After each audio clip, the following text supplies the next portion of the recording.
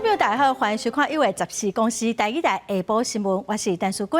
首先，咱先来看今仔有啥物新闻重点。北部病院有医护人员为着被接触者检验全是阴性，用质量讲，这医生应该放死头路，但是中网讲大家有同理心。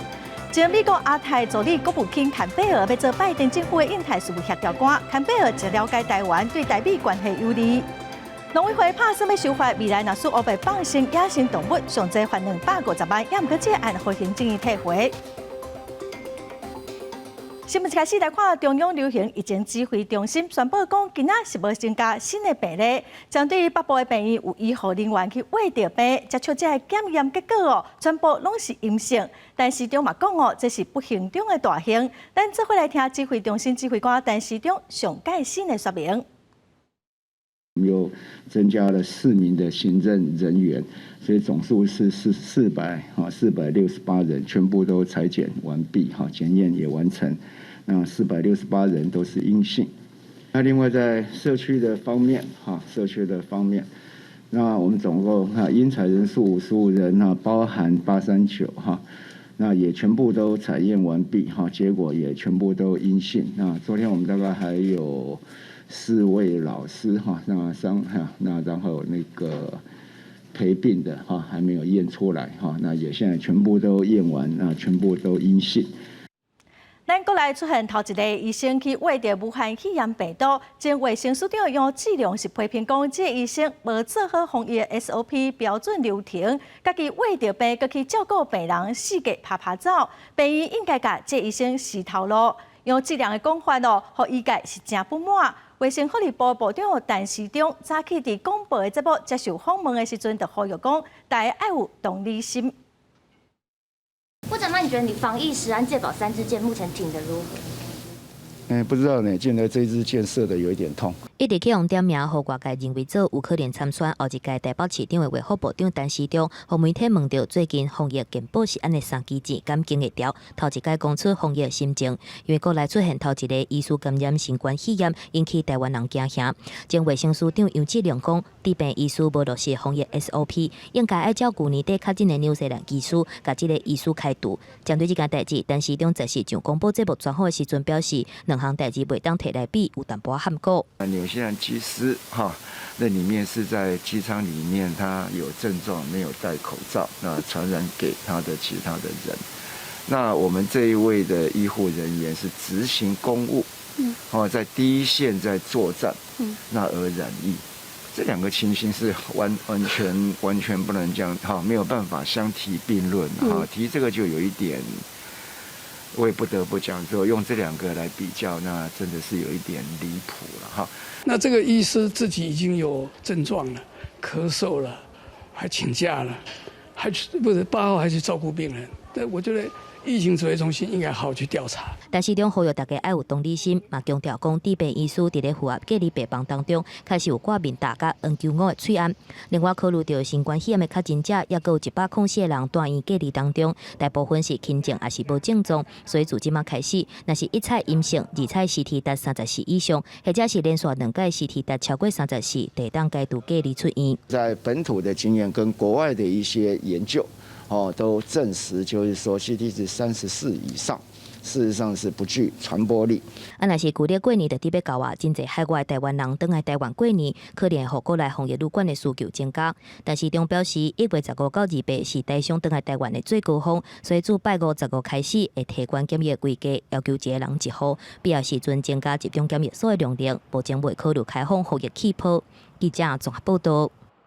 再来看，前美国亚太助理国务卿坎贝尔要出任拜登政府的新职位，担任印太事务协调官。坎贝尔甲咱的总统蔡英文算是有交情，伊捌来过台湾访问。2019年蔡英文去美国访问的时阵，毛甲伊对谈。顶个月坎贝尔嘛捌发表2遍小挺台湾的谈话外交部嘛讲坎贝尔是咱台湾的好朋友，对未来台美关系会有正面的发展。The United States has to be open and encouraging a peaceful dialogue across the Taiwan Strait. 美国前亚太助卿坎贝尔也是总统当选人拜登竞选团队的高级顾问，捌几下摆发表挺台言论。外国媒体报道，坎贝尔将要就任拜登政府准备伫北京设立的亚洲沙皇升级为担任印太事务协调官，负责美国的亚洲外交事务。这项人事命令也得到证实。驻美代表萧美琴也推文期待甲坎贝尔合作。I'd love to see an environment in which tensions are reduced between Taiwan and Beijing. I'd like to see some degree of dialogue resume. 坎贝尔顶个月才以视讯方式出席台美日三边印太安全对话，更加表示无了解台湾的时代已经过去啊。实际上，坎贝尔甲总统蔡英文不了有交情，会当回溯到李登辉时代的明德小组会议。蔡英文2015年参选总统访美，就捌甲坎贝尔对谈。2016年蔡政府上任了后，坎贝尔也捌访台拜会，甲准国务卿布林肯同款拢是对中鹰派的民主党政治人物。我相信他对于未来台美关系的这个发展，还有对于这个印太区域的这种整个的这个发展呢，是有一个正面的这个意义。坎贝尔几啊摆的发言停台，外交部正面看待刷落来的台美关系。拜登20都要就任，也毋过目前美国内部的情况混乱。拜登就职典礼规模缩小，甚至可能改作时来。外交部表示，争取参加的困难度更加高，也在协调中。记者综合报道。美金特价台票起价哦，佮加上台湾股市大起，今仔早起台票换美金唔免28块，27.97块，第三换1块美金哦。有分析师是认为，只要美国继续实施量化宽松的政策，咱国内就一定会有外国资金入来，台票一直起的局势，恐惊中央银行嘛挡袂牢。新台票一直起超过央行的风线，提早进入27块的时代。则是新台票以28.27块换1块美金开盘，升达1.75角，过无偌久就搁破28块的关卡。盘中搁来到27.97块，新台票一直起对出口经济压力真大。根据北面媒体报道，有银行业者表示，最近央行启动对国内银行业者调查，检视银行客户敢是有任何异常增加的外汇交易，甚至向国内银行业者进行道德可控的方式，要保管银行勘测到外汇交易的时阵，小可控制交易的活动。如果美元宽松的力道很强，这个美元跌幅非常的大的话，那就有可能盘中破28，尾盘拉回来。但是这样的情形能维持多久？我觉得在农历年之前，也许不见得守得住。新台票一直起，毋过想要介入，搁惊讲起美国来做汇率操纵国的可能性。外汇分析师认为讲，央行真正着急，毋过新台票一直起的局势是真歹阻挡，敢若会当伫咧尾盘救回来。毋那新台票一直起，资金嘛一直入来股市，台股一直创新高。金管会主委黄天宝嘛示警，需要注意股市资产水泡化风险。则是台股开盘是了118.78点，盘中上价阁来到15620点，主要是台积电6个幅度要3%，毋过开价了后6个幅度有较收。台积、联电以及联发科等半导体相关的一个股票，今天是呈现回档的一个情况。今天呢下午台积电即将举办法说会，所以似乎有这个一些获利了结的一个卖压提前涌现。外汇分析师表示，最近美金反弹的走势，无互新台票起价明显变弱。台湾央行出手主动，电动压力是增加。新台票1月初超过28块关卡了后，外汇市场9月半的力头是愈来愈大，创10年以来上大幅度。伫咧旧历过年封关进程较英过的台上的资金会继续回到转来，新台票起价压力会愈来愈大。记者综合报道。为了要让厝价如何透明，台北市地政局甲屏东大学合作，利用大数据的资料甲一寡模型来计算哦。所以对今仔开始，台北市的实价登录案件，本来1礼拜会更新资料1遍，即嘛是改成每一天拢会更新。若是登录的计数无实在，嘛会来主动移送检调单位调查。国际热钱流动，国内房价嘛咧变动。立法院伫咧去年底3读通过实价登录2.0，为着提升实价资讯的品质，台北市地政局甲屏东大学合作，运用大数据资料甲计量经济模式辅助查核，都在是开始，和台北市的实价登录案件都逐礼拜公布，减低到逐天公布。那目前内政部对于全国的实价登录资讯的揭露是10天一次哈，台北市现在是7天一次，但是我们从今天开始缩短到1天。资讯的公开透明、正确与否，其实是可以防止就是恶意的哄抬或炒作。台北市地检局表示，从1807年开始，就采用智慧检核系统来查核实价登录的资讯，透过超过20万条的交易案例所建立的大数据资料库，应用系统来分析历史房价资料，判断价销的资讯，而且伫1808年开始，甲台北市不动产高价师工会来合作，提价销较悬还是较低案件来向高价师咨询，找出第三方的专业意见来检核价销的合理性，降低实价登录是否不实的可能性。今年搁以电脑自动化估价来比对实价登录资讯价销的合理性，会强化查核的力头。大家对实价登录的忧虑就是说资讯揭露的太慢。今年因为我觉得市场还是一个热钱或者是低利率的环境还是在哈，所以其实我们还是要持续的关注打炒房的这个效果会不会很快的有一些减退。学者认为讲，运用大量的高价系统，会当加速实价登录资讯的查核效率。毋过，因为热钱之外，佮加上激烈的环境，敢是因为实价登录2.0开始了后，转互房价变动较细，后续是该观察。记者综合报道。咱来看桃园有一名姓肖的查甫人，对公司一名查某同事蒙鱼仔，互女方告上法院。桃园地检署调查是认为讲，因为鱼仔毋是身体运输的部分，所以无算是骗色，法院是以无起诉来处分。律师是建议讲哦，若属不服，会使来提起民事的诉讼，还是行政申诉。阿树点头拢是甲人阿写字的选项之一，毋过伫桃园49岁细小的查甫人，真侪甲问一个查某同事的鱼仔，对方是真反感，经过了后也是继续问，便讲是咧拍招呼，女方转来生气，提告涉嫌性骚扰。毋过检方侦办了后，是做出无起诉的处分，真侪民众对这个判决感觉无遐多相信。那这个身体是你自己的，你没有经过我允许，你强行来触碰我，这样不构成威胁吗？莫名其妙吧？说为什么你要过来，然后你要干嘛？我们尊重检察官的个案判断，但本案呢，即使不构成性骚扰防治法第25条所规定之犯罪行为，那被害人呢，还是可以循着性骚扰防治法的规定向主管机关提出申诉。其实法律规定，构成刑法性骚扰的条件，必须在当事人未负抵抗的时阵，有出现烧浸、烧染、蒙胸坎、尻川等等身躯运输处的行为。毋过检方认为，鱼仔敢是会当算是私密的部位，也是有疑虑，所以无构成犯罪条件。就民事上面呢，如果他真的觉得很不舒服的话，当然是可以向这个民事法院提告，请求损害赔偿的动作。那当然，在这个劳动部也可以向劳动部去检举。回到性骚扰的本身，我们其实比较会去看说，当事人的主观感受上，这件事情是不是违反他的意愿，然后跟性别有关。妇女团体针对这件代志表示遗憾，认为讲这是牵涉到人甲人之间身躯的界线。既然对方感觉无爽快，就应该予以尊重。虽望刑事诉讼告袂成，毋过会当转来提告民事赔偿，或者是通报主管机关对来召开性平会等的方式来处理，拒绝所有可能的执行性骚扰。记者综合报道。来看国际新闻，伫这个月初六，香港警方掠走53名民主派的人士。今仔早起，本身是律师的香港议员黄国栋，伊伫面册写讲，伊嘛互警察掠走。香港媒体是指出，今仔警方掠走11个人，主要是怀疑这个人有协助12个香港的少年人逃脱。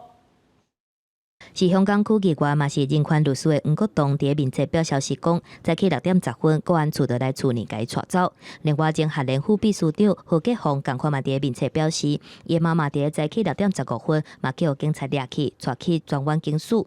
根据香港媒体了解，伊若像伫咧12个香港人的逃脱案当中协助罪犯。黄国栋伫咧反送中运动内底，一直替示威者提供义务的法律援助，而且伫咧去年开保护伞餐厅，协助来台湾找找庇护的香港人家己趁钱。进前餐厅去互破白写物恐吓，4个嫌犯已经去互起诉，即嘛是正常营运。甲黄国栋表示，未放弃的精神共款。街头抗争是永远不会放弃，在议会里面的抗争，我们一定会力争我们可以有的权利去反对政府。让政府真的看清楚，香港人是永远不会放弃的。根据香港控议的报道，国安处早起就以协助罪犯的罪名，甲8个查甫、3个查某，总共11个人，年岁伫咧18岁到72岁之间掠起来。黄国栋常常伫咧国警署走总，替示威者提供援助，即马煞嘛伫咧这波红掠的名单内底。If you approach one police station, you say that, well, I'm looking for my client. The name is Papa, and then they say he's not there. And then they would not point to you which direction you should go. So you just walk around and search for another police station. I think we have more than 50 police stations in Hong Kong. So you got to lock at all. 港版国安法发布到达，已经有100外人获抓。香港警方甲路透社讲，因目前还搁伫咧收集信息，无法度随发表评论。记者综合报道。美国联邦众议院将表决通过川普总统的弹劾案。总统川普正做是美国史上头一个互弹劾2遍的总统哦。也毋过共和党的领袖麦康诺是表示讲，未马上审议，这嘛代表川普会使甲任期做好煞。众议院以煽动叛乱为名，对川普提出弹劾，只要以232票赞成、197票反对通过。投下赞成票的议员中有10位是共和党人。The House demonstrated that no one is above the law, not even the President of the United States. That Donald Trump is a clear and present danger to our country. 川普作为美国历史上第一位二度做到弹劾的总统，根据美国宪法，弹劾案将送往参议院审议，在得到2/3参议员投票同意了后，川普将下毒总统的职位。川普过1礼拜就下任。参议院共和党领袖麦康诺的发言人在推特大文表示，伊未动用紧急权力。在这礼拜召开会议处理川普的弹劾案，这也代表川普应该会当顺利完成下任。这个案通过了后，川普透过白宫推特发布影片，无公告弹劾，焦点放在国会大楼的暴力事件。I unequivocally condemn the violence that we saw last week. Violence and vandalism have absolutely no place in our country. No true supporter of mine could ever threaten or harass their fellow Americans. 纽约市将指到川普集团的商业交易，包括中央公园、西登堡北储冰场、加布朗克斯区高尔夫球场，合约价值超过1700万美金。The fact that there was an insurrection at the United States Capitol to begin with, we've never seen that in the history of this country. The fact that it was fomented and directed by the President of the United States. 秘书府表示，煽动明显构成犯罪活动，双方合约评定。那一间公司领导该站参与非法活动，纽约市有权终止合约。川普集团对此讲要对抗到底，表示纽约市在法律上是徛袂牢的，更加批评纽约市府政治歧视。公司新闻黄文玲编译。英国第昨又阁有1564个武汉肺炎的病人过身，人数是一天比一天较侪。伫英国伦敦哦，因为胃着病过往的民众已经上万人。伦敦市长嘛呼吁首相强生爱用愈罕的手段来防疫，也毋过首相嘛拄啊表示讲哦，无必要的话，英国未实施愈严格防疫措施。伦敦警方伫咧接受训练，协助救护车甲病人送病去。因为医疗体系最近压力正大，接电话送病人，昨嘛已经找几600位职工来斗3工。英国13通报一天新增加确诊死亡的案例1564例，是疫情发生以来上悬的纪录。死亡总共超过8.4万，中大医区伦敦的死亡超过1万例。昨嘛疫情比去年春天也更加严重。The pressures on the NHS are far higher, but the lockdown measures are lighter now than they were in spring. And myself are pleading with the Prime Minister to do is to bring in additional restrictions. 首相强生讲，这嘛防疫规范是相关的第4级，除非有必要，未可加强。也伫机会用视讯方式甲议员讨论防疫工作。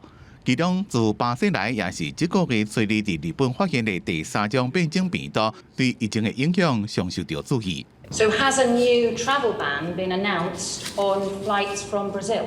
Well, we are taking steps to ensure that we do not see the import of this new variant from Brazil. Because as of a few hours ago, I understood that it was still possible to get direct flights from Brazil, and also without any testing in place. We're taking steps to stop the Brazil variant being imported into this country. 因为疫情继续升悬，英国政府本来希望和学校上紧2月中开始上课的计划，恐惊无法度执行，因为抑有真侪条件也未做到，包括做预防针的计划，而且预防针就要对变种病毒有效。根据世界卫生组织的资料，英国首先发现的变种病毒已经传到50个国家甲地区，南非发现的类似的变种病毒株也已经伫咧20个国家甲地区出现。公司新闻黄文玲编辑。面对中国继续迫害新疆维吾尔族人，英国跟美国嘛提出反制措施。英国伫现代农业法中规定，讲未来若是使用新疆强迫劳动的商品哦，就会罚钱。美国是不准新疆的物仔甘仔蜜外销美国。面对中国涉嫌强迫劳动、压迫新疆维吾尔族人，英国、美国用新措施来反制。美国海关边境保护局宣布，为13开始禁止新疆生产的物仔，还有有淡仔岛的商品入境美国，若是查到，就会扣押起来。谴责中国压迫的行为，英国早一步伫12公布，伫现代农业法当中加入法则的条款，要求公司部门使用的产品，袂当涉及新疆强迫劳动生产的，若无就会罚钱罚真重。安尼会当避免英国民众买有污点的产品，加做新疆人权迫害的共犯。This package put together will help make sure that no British organisations, government or private sector, deliberately or inadvertently, are profiting from or contributing to human rights violations against the Uyghurs or other minorities in Xinjiang. 新疆供应全球要1/4的物仔，不过自来这商品都是由去互扣留、甲强迫劳动的维吾尔穆斯林生产的。因若这嘛是中国政府实施香港版国安法，英国放令香港居民居留限制了后，搁一届用手段来捍卫人权。Since President Xi Jinping came to power, the repression has gone worse and worse. Overall, you can see how the party is becoming more and more intolerant of any kind of like independent activity, whether it's in the academia, in the press, on the internet. 另外，美国影像监控研究机构发现，华为伫2018年7月份申请一项专利，透过 AI 的技术，侦测路人的人的特征，来分辨是汉族或者是维吾尔族人。这个证据嘛显示中国想要用科技来监控少数的民族。公司新闻王碧文编译。来看非洲国家乌干达今仔选总统，之前伫竞选的时阵发生真侪件暴力事件，反对派的候选人嘛，互警方掠去真侪遍哦。有警察嘛对记者动脚动手，当地人权团体是讲哦，已经接到上百件的指控。警方下催泪弹，结果有一位身躯顶的假有写媒体记者，互人讲出来，规身躯拢是血。记者被攻击的事件，伫乌干达总统大选期间常常发生。人权团体指控有关当局解决着疫情管制，加强压制反对派候选人的竞选活动，逮捕维权律师，连记者也无放过。We have since the nomination of candidates registered over 100 cases of attacks on journalists, but specifically those that are very severe involved the physical confrontation on journalists. Some being shot at, some having their gadgets destroyed, some having their vehicles damaged while on the campaign trail, and these cases are to a tune of 23 as we stand now. 乌干达伫这个月14要办总统大选，已经掌权35年，想要继续第6个任期的穆塞维尼，伊的对手反对派候选人巴比维恩，人少年个未着，原本是歌星。巴比维恩自参选以来，几多遍被逮捕，记者也被要求爱先摕到批准，才当采访竞选活动。有真侪外国记者就被政府驱赶，或者是不准入境，就算会当采访，人身安全也是危险。And the president has severally come out to attack the media as working for foreign agents, as being partisan, as promoting interests of the political opposition in the country. And of course, the voice of the president is so strong that it pushes the security forces to act immediately on the journalists. 人权团体批评乌干达当局迫害记者的行为，唔但是危害新闻自由，也为独裁政权搁再加一条不良记录。公司新闻詹慧敏编译。来看高雄的轻便铁路，伫台南发宽段，伫拜二下晡才正式通车。也毋过昨暗有一台伫要驶到凯旋武昌站的列车，互冲红灯的奥多摆弄到。这台奥多摆顶头搁坐3个人是超载，搁冲红灯，搁拢无戴安全帽啊！好佳在着伤并无严重，也毋过车头是轰弄甲密密麻麻。高雄捷运公司是表示，若说确定是奥多摆违规，会要求赔偿。机车准备行过路口，却正面弄到轻铁的车厢，机车骑士和乘客摔倒伫涂骹，3个人赶紧跳车。代志向发生，连协助管制路口的义交嘛袂负阻挡。他冲很快啊！他冲很快。对啊，们就这样过来啊，过来就撞到了，我靠，等不出。13号暗时8点外，庄姓男子骑机车，后壁佫载着2个人，当时轻铁要驶入去435凯旋武昌站，速度较慢，三个人可能想要抢紧，通过铁基路，却直接弄到轻铁，造成轻铁的车头破损，后座的乘客轻伤。他闯红灯，还有这个未戴安全帽，还有这个超载。那我们会依这个《道路交通管理处罚条例》第53条第1项啊，这个汽车驾驶人行经有灯光号志管制之大众捷运系统车辆共用通行之管制路口闯红灯，予处罚新台币3600元以上到10800元以下罚款。含轻铁相前路上悬会当罚10800块。另外，机车驶人超载，佮有无戴安全帽，拢会被罚。好佳在车厢内面20多名乘客，只有弄到无人受伤，轻铁的驾驶嘛无代志。只是轻铁台南宽段12号下晡才正式通车，过大约29点钟，车厢就被弄掉，因为轻铁有专用的路权。高铁公司呼吁大家爱配合交通号志。造事的原因，若判定是机车技师会要求赔偿，修理的金额当咧估算。记者李小燕、柯建准高雄报道。咱来看台电的中部电厂，打算今年要开1180个增加2台天然气的机组，也毋过有国民党的立委是批评讲，台中的空气污染遮尔严重哦，要求台电应该先把4台烧炭机组换掉。也毋过台电是解释讲，这烧炭机组并毋是讲伤过老旧，未来会甲新的天然气机组互相来配合，减少土炭的使用。便若到秋冬，就吹东北季风，中南部是规个雾雾，居民因为空气污染，生活受到影响。台电建议伫今年中会新增加2台燃气机组，总经费达到1180亿的预算，引起国民党立委的批评。台中空污严重，台电提出增加燃气机组，毋过却无相对应替换旧的烧炭机组的计划。连续要编3年，每一年都是200亿，每一年都是超过200亿的预算。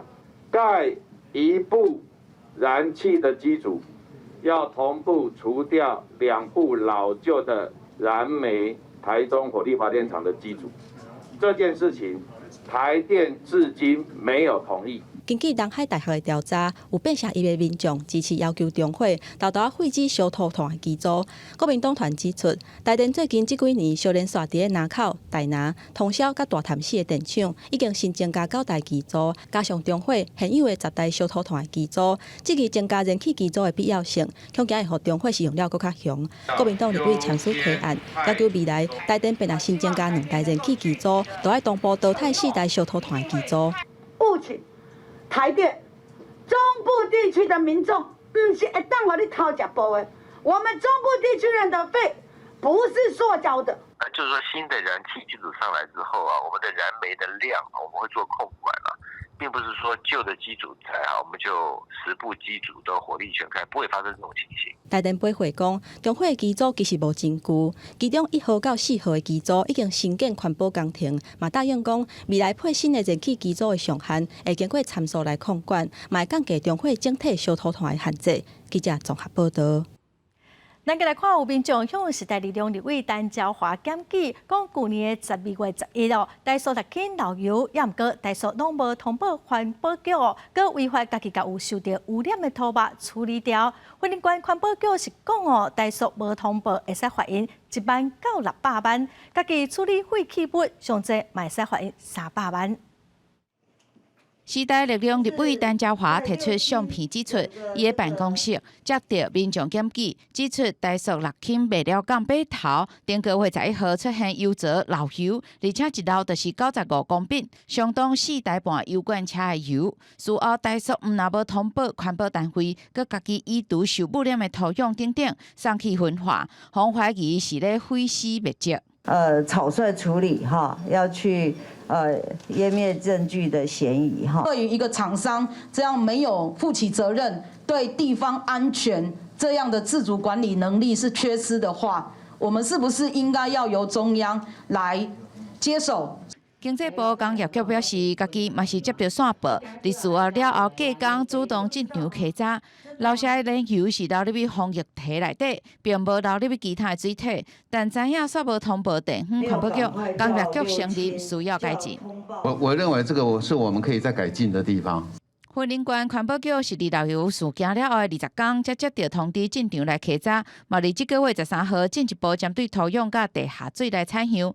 环保局表示，若肯无依法来通报流油，会处罚1万到600万的罚金。家己来处理分化污染的土壤等等是违反废清法，会当罚6000到300万。记者林林丹从台北报道。寒流减弱了，各地拢有出日头，温度无遐热热。也毋过哦，拜六开始又有一波冷气团要来，又搁要变寒咯。所以来要带观众朋友来看花莲哦。今仔出日头，天气搁袂歹，民众伫市区搁会使看到前几天哦，高山落雪，搁还袂化掉，真美丽的风景。寒流过了后，花莲基内山的山区也受积雪压袂退，早起变好天了后，平地视野是真好。都受风乡、嘉义乡、甲秀林乡的南区，拢会当看到规片的山顶悬拢是雪，吸引真侪民众来入雪。大家拢真欢喜伫咧翕相，讲这款的风景是真罕得看。去年暖冬，所以去年完全没有。那今年是昨天才刚好放晴，第一次看得到。大概是早上8点半开始，一直到11点，因为很怕下午开始变天会有云层把它挡住。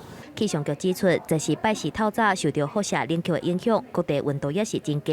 苗栗造桥伫咧透早出现3.7度的低温，毋过日时开始气温豆豆回温。拜四、拜五拢会当是好天，毋过拜六强烈大流冷气团又过来，而且阁有大水汽，北部甲东北部会先变天。礼拜到拜一温度会降到10度。那礼拜六这波冷空气的强度，目前评估是在强烈大陆冷气团的等级。预期礼拜六这一天，整个冷气团南下，那北部、东半部地区就会开始有比较转冷的感觉。那同时伴随着迎风面的水汽哦，在礼拜6日这2天，北部、东半部也会是比较有短暂雨的天气。拜六礼拜进前天气暂时回温，毋过西北部地区受到风场较弱、扩散条件无好影响，空气品质会变歹。环保署发布空气品质感觉式的提醒安南地区、金门地区敏感族群爱减少伫咧户外及咧活动。记者综合报道。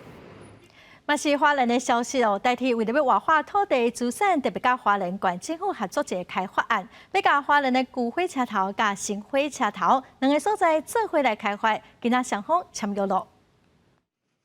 伫代替局长张正元甲花莲县长徐正伟的签署之下，代替甲花莲县府正式加做合作的同伴，未来会做伙开发旧火车头甲新站的城市规划，利用铁道的经济，创造无共资产的开发。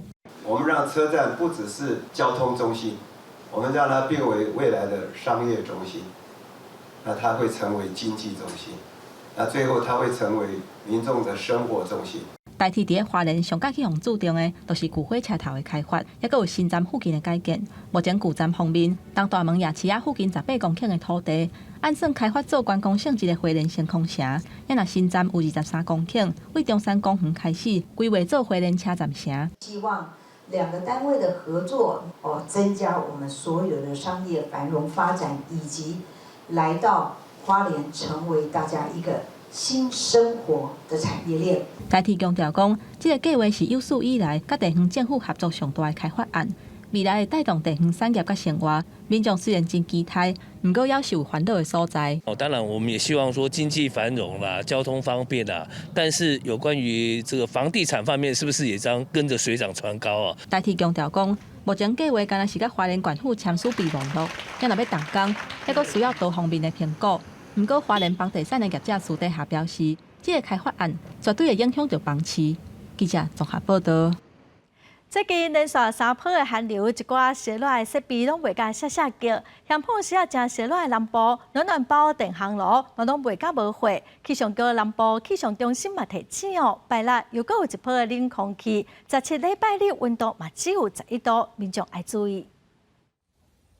拍开电暖气有关室内温度，相信是近期每一位民众返去厝第一件做的代志。而台湾罕见伫半个月内连续拄到3波寒流，互民众有感。而原本气温较悬的南部，袂少的大卖场暖包拢欠货，甚至连电暖气嘛拢断货，互民众是真头疼。业者嘛只会使推出其他保暖的商品满足顾客。最近都买不到，就找了大概6间、7间，连同灿坤跟大润发那些，我都找过，都没有，我就只能羽绒衣穿多一点，不然怎么办？那个电暖器买不到，暖暖包也买不到的情况之下，就是会在看那个手套、围巾跟保暖衣裤来那个做选择。唔那个紧的卖场。连锁大卖场的架顶面，电暖器嘛拢去互民众扫了了。卖场的业者是解说，跨年期间是已经抢一波，但是第2波寒流来之后，电暖器几乎是去互民众扫了了，一直到现在拢无货。厂商也尽量满足顾客的需求，但是有点困难，因为真的太冷，而且时间很长，连续3波，一直到现在基本上都已经空了。采购还是继续在协调厂商，看能不能够说就是尽量生产，提供足够的数量。根据气象局南区气象中心统计，今年1月份到现在，台南的温度低于10度以下到5天，虽然无破过去上低温2度的记录，但是连续3波寒流，互民众有感。26号冷空气将要再度南下，台南地区有无敢若11度的低温，嘛呼吁民众注意保暖。记者郑云达报道。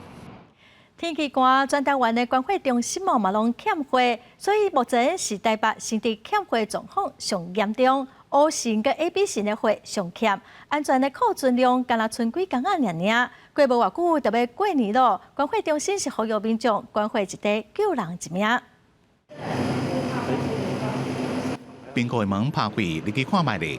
家顶本来应该是放民众管理费，不过怎嘛拢空空。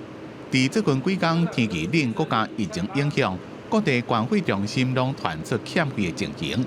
尤其台北、新竹更加严重，安全库存量剩无几工。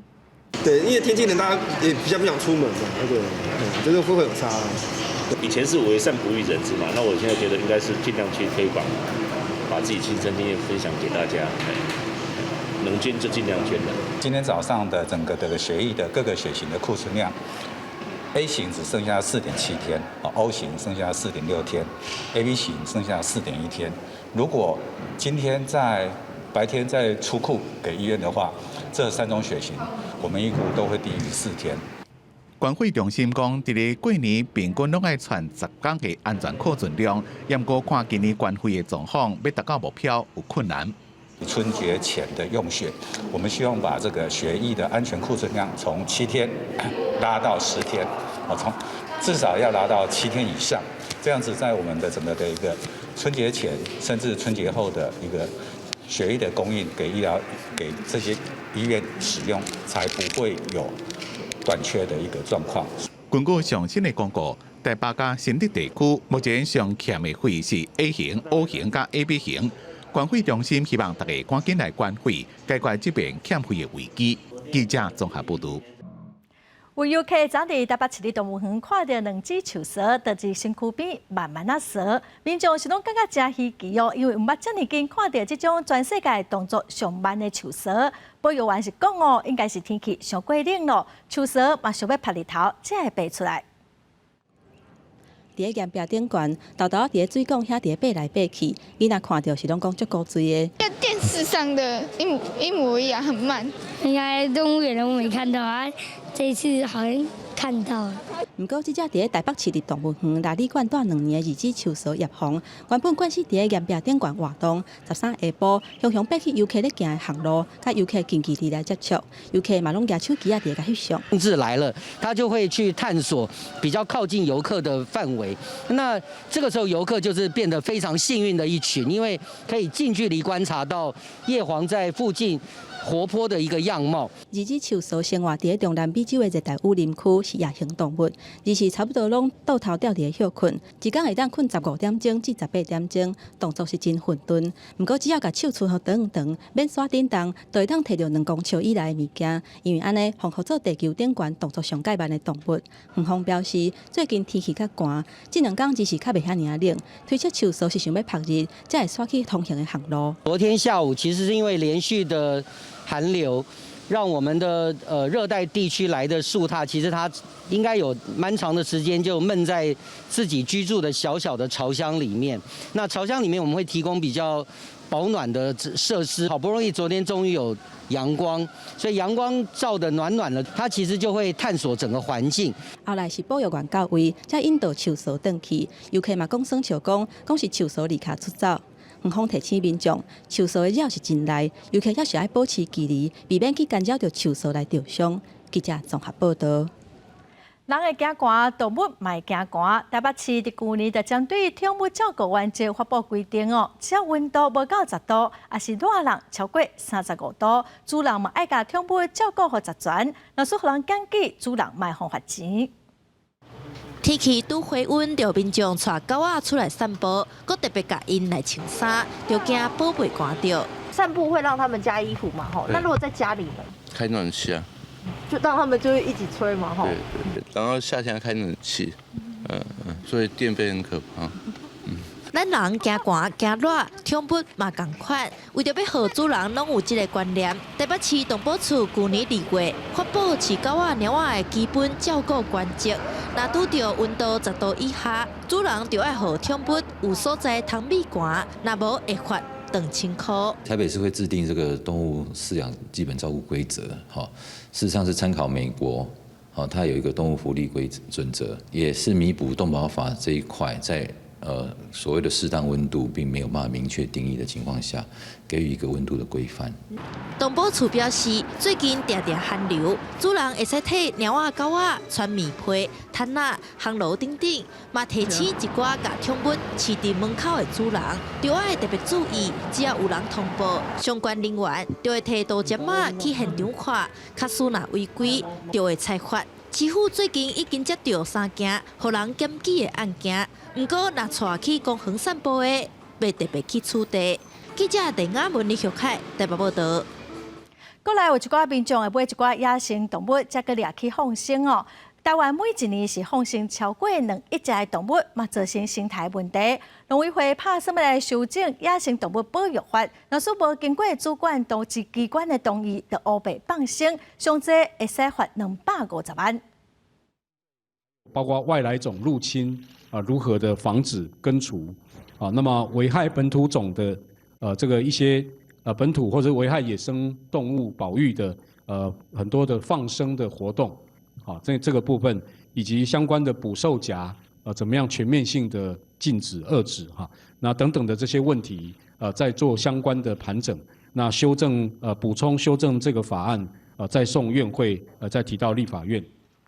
行政院表示最近放生的活动是规模愈来愈大，嘛愈商业化。也毋过放生嘛有可能会变做是放死所以要淡化乌白放生的行为。另外，去年传出乌熊、石虎等野生动物因为限制着伤，这个修法嘛要来全面禁止使用限制来业野生动物行政院本地今仔要通过草案，也毋过院长苏贞昌是认为相关的规定爱搁愈下周至，所以先退回农委会嘛是这个法案爱搁修正。碰食或者营养品，也是中药的民众，若是需要手术，爱特别注意医生是表示，有一寡营养品、佮药材，亲像是人参、当归，都有抗凝血的状况所以医生要手术之前，一定会问民众家己嘛爱注意。狗仔病院药剂部的中药局药师专心调剂，这个剂量甲品项拢是经过中医师甲药师一项一项确认。虽然患者大部分拢是慢性病的患者，不过若是拄到手术开刀的时阵，有一寡药材甲提炼的中药是必须避免的。纳豆当然是指它的一个萃取物，凝血的机转来说，它的半衰期是比较长的，所以说有可能会导致出血的风险会高一点。高丽参这些那基本上人参类的尽量避免在术前的时候去服用它。不过，这种的医药观念，真侪民众拢无清楚。中药的话不太知道，不太会，就平常不太会有资讯知道这些东西。药师指出，这药材甲食材拢有真好的抗凝血成分，剂量伤悬，伫手术过程中有风险，所以手术之前爱让医师知影你中药用药甲保健食品服用的情形。伫西药部分，当期若是食抗忧郁药，也是荷尔蒙药品的人，手术之前嘛爱让医师知影，适度调整用药。那荷尔蒙的部分主要是雌激素，它会增加栓塞的风险。抗忧郁药的话，我们比较担心的是它长期服用之下，那手术中术后有一些止痛药是会影响到中枢的，所以2个加成在一起会有一些中枢的反应。药师指出，无论是保健食品、中药材，还是慢性病西药，手术进前拢无应该家己停药，必须爱咨询专业的药师还是医生了后再来调整。院方表示，推动用药咨询并建制手术前较会出货药品的分段检核系统，才当避免患者手术的时阵风险增加，也当减少手术了后并发症的发生。记者综合报道。AI 人工智慧是未来真重要科技的应用哦。台北市伫去年5月份有发高中小的 AI 教材，今仔嘛公布高中阶段会使使用的教材，希望有兴趣的囡仔会使自细汉就开始学。接下来请出指头。徛伫镜头前，比出加多石头布高搭配 XYZ 起理啊，和系统学习辨识，都会当甲电脑互动摇滚。如果我比石头，他出剪刀，就代表说我们赢了嘛，所以他就说出我出剪刀，然后你们赢了。因为一开始基础他会直接给你一个事件，像说我点了一个绿旗子，然后他就跑下列程式，不会像那种什么 Python 啊、Java 啦、C++、C+ 之类的，还要用语言去写。我帮他们找到了一个更好的方案，有这个视讯的部分跟 AI 的部分，所以我就把它整合进来。他们虽然是国中生，但是要操作人工智慧并没有什么太大的困难。老师传了学生利用几节课时间家己编写程式语言，体验 AI 技术应用，人工智慧加深度学习。是科技发展主流趋势，毋但高中学生，包括高中、国小、幼儿园，拢会伫教学中开始导入逻辑甲相关领域概念。台北市继续去年5月发表高中小学 AI 教材了后，14个公布高中阶段的 AI 教材 ，AI 生活大智慧也是全台第一个发表主编 AI 教材管期。AI 的一个知识的介绍，这里面包括人工智慧之外，也有大数据科学、智慧医疗。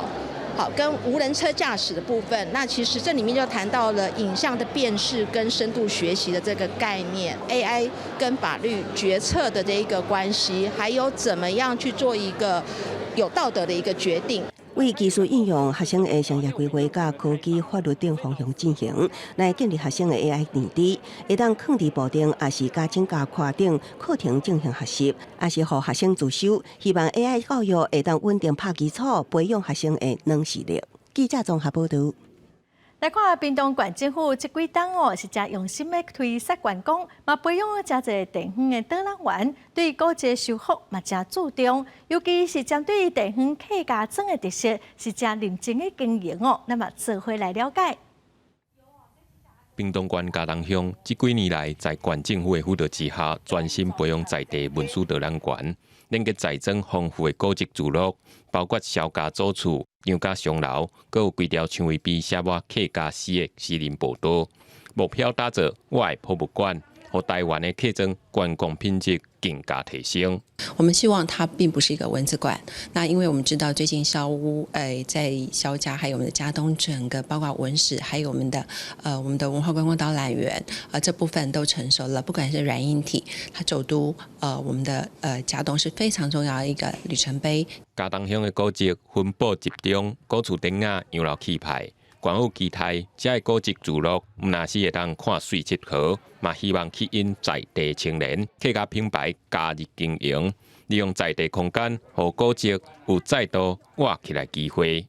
那我们期待未来它是一个青年的活化的据点，那也有可能就是说，它站在所谓历史定位上面，它会留存一部分是公共空间使用，一部分我们有可能会去媒合可能性，会带动地方好的一些品牌来驻点。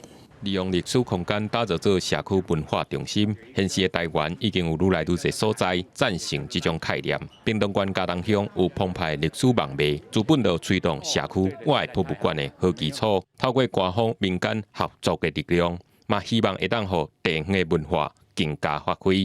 记者综合报道。特别过年咯，来看南投的草屯，有一阵国中心老师是带因做伙去帮家己一人大的老大人来拼厝内，让阿公会使轻松过好年。洗厨房、扫便所，摕着摒扫的工具。这群学生伫咧摒扫的是家己一个人大的阿兄阿公伊的厝，希望给伊一个较舒适的环境。我感觉这样帮助这个阿公，让他有好的地方睡觉，也可以好的吃饭的地方，让他好好过年。这学生囡仔有乖吧？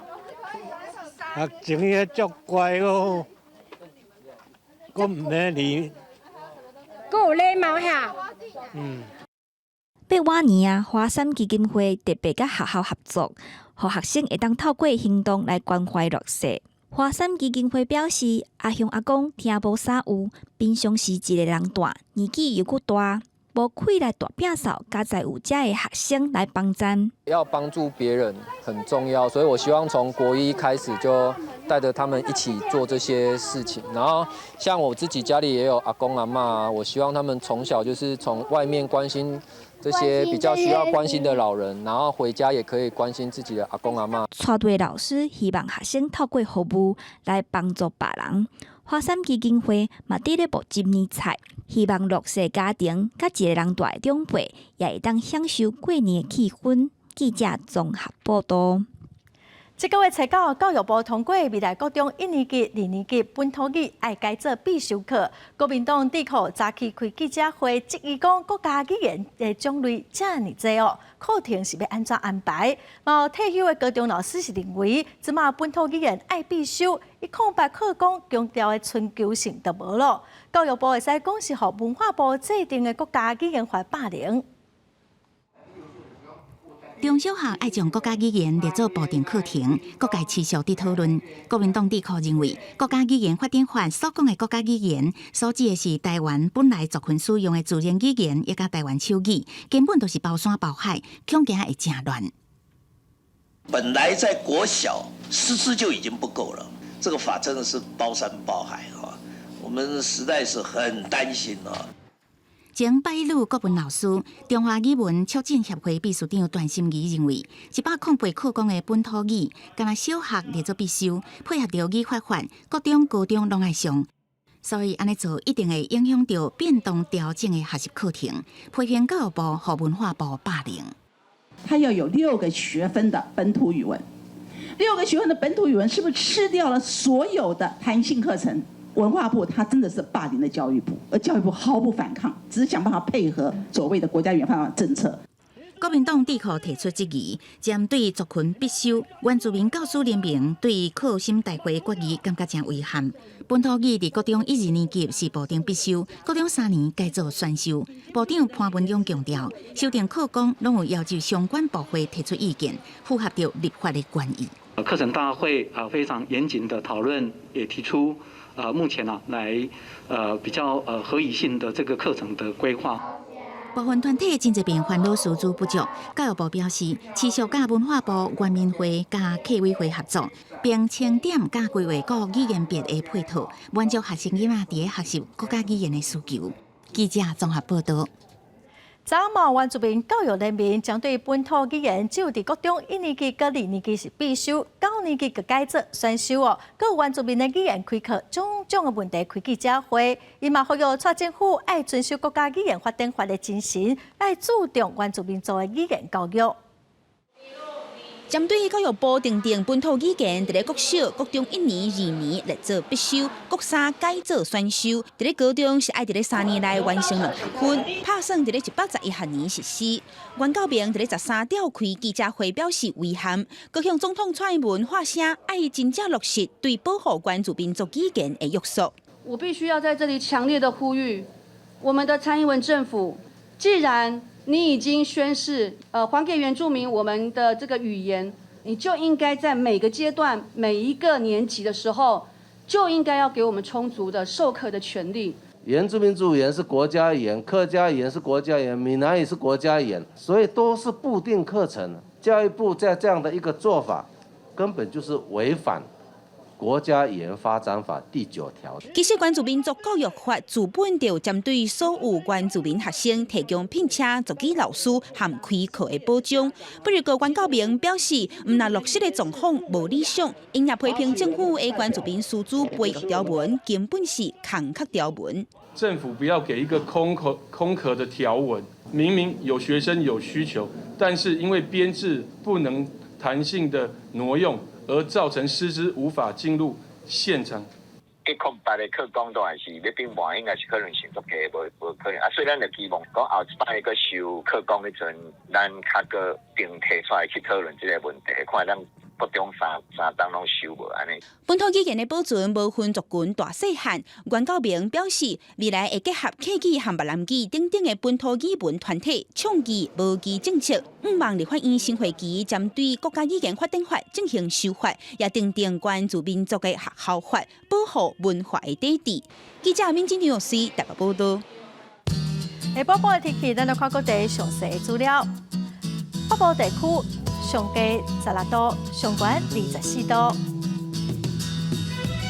中部地区上低14度，上悬22度；南部地区上低17度，上悬25度；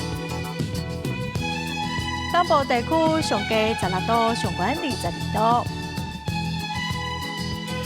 外岛地区上低11度，上悬18度。感谢观众朋友收看《公视第一台下晡新闻》，我是陈淑君，明仔载下晡3点，咱再会。